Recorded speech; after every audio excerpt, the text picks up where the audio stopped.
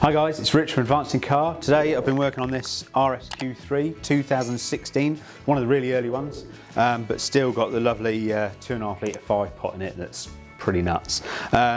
This customer's come down from Oxford today, enjoyed his run down.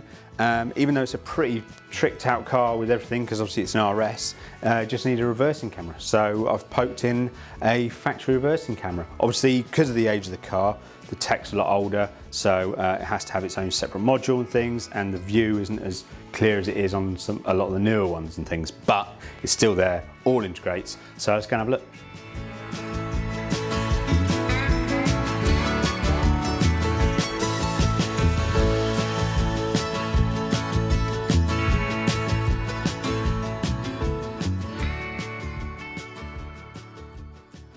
So, as with all of these older Audis and things, they've got the little pop-up screen on the dash that, you know, by nowadays standards looks a bit kind of cumbersome possibly, but you know, it's still smart, still does the job and everything.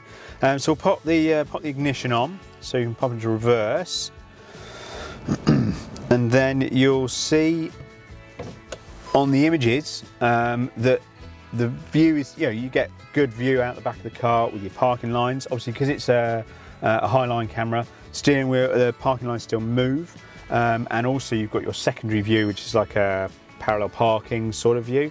Sensors all come up and everything, but obviously because, like I said, the tech is older and things like that, resolution's not as good as it is nowadays, but still does the job. It's upgraded this car pretty much fully now, I think, bearing in mind everything else it's got. And it just makes the car that's already pretty cool even better. So yeah, we just want to do a little video to show off the car mainly. So if you've got anything like this, any other cool cars, like RSs and things, love working on RSs, give us a shout, jump onto the website, there's a contact form, follow us on all the socials, and get in contact and see what we can put into your car. Thanks for watching.